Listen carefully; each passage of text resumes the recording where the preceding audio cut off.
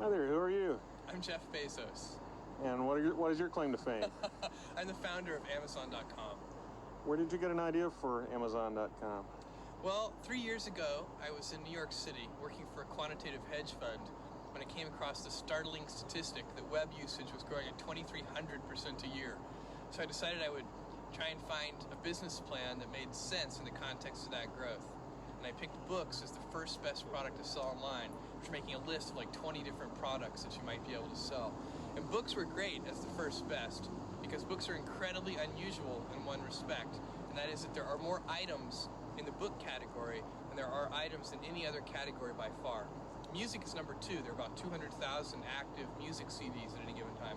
But in the book space, there are more than 3 million different books worldwide active and in print at any given time across all languages. More than 1.5 million in English alone. And so when you have that many items, you can literally build a store online that couldn't exist any other way. And that's important right now because the web is still an infant technology. Basically right now, if you can do things using a more traditional method, you probably should do them using the more traditional method. What kind of inventory do you keep? We inventory the best-selling books. At any given time, we're inventorying in our own warehouse only a couple of thousand titles.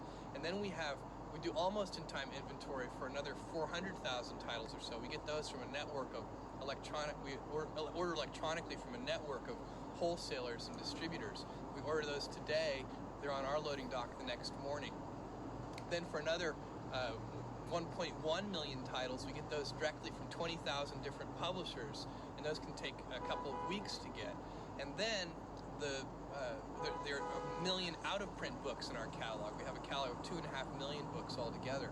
Those 1 million out-of-print books, some of them we can get and some of them we can't, but we find them if we can, and then we ship them to our customers. We do kind of a search on those. What's almost-in-time inventory? Almost-in-time inventory is the phrase we use to describe a whole selection of books that we offer. It's basically the things that are, below the 2,000th best-selling book up to the 400,000th best-selling book. Those are titles that we can get from a network of more than a dozen different wholesalers. So if a customer orders a book from us today, we order that book from our wholesalers today, and that book shows up on our loading dock the next morning, and then we can ship it to the customer. They say one of the toughest things to do on the internet is to capture mind share. What was your secret? How did you do that? Yeah, even more generally, I agree with you that capturing mind share on the internet is extremely difficult. Even more generally, it's the late 20th century, not just the internet. Capturing attention. Attention is the scarce commodity of the late 20th century. And one of the ways that you can do that, and it's the way that we did it, was by doing something new and innovative for the first time that actually has real value for the customer. That's a hard thing to do, but if you do that, then newspapers will write about what you're doing, customers will tell other customers, and you'll get a huge sort of word-of-mouth fan-out, and that can really drive and accelerate businesses, and that's what happened with us. In the first year of opening Amazon.com to the public, we didn't do any paid advertising, and all of our growth was fueled by word-of-mouth and media exposure.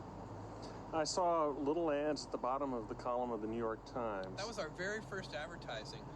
We don't do that anymore, but at the very beginning, we did little tiny ads at the bottom of the front page of the New York Times.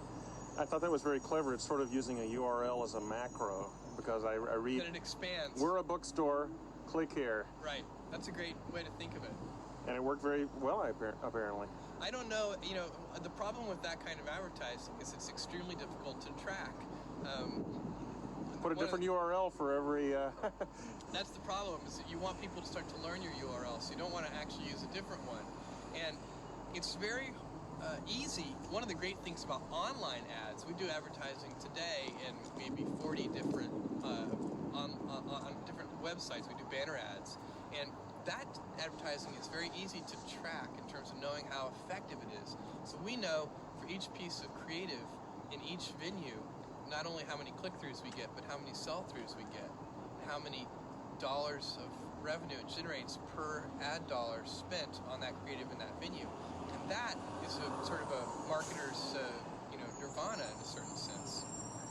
Well, it's an exciting place to be on the web right now. Oh, it absolutely is. I mean, it's just incredible. What's really incredible about this is that this is day one. This is the very beginning. This is the Kitty Hawk stage of electronic commerce. We're moving forward in so many different areas, and lots of different companies are as well. And the late 20th century is just a great time to be alive. You know, we're going to find out that, I think a millennia from now, people are going to look back and say, wow, the late 20th century was really a great time to be alive on this planet.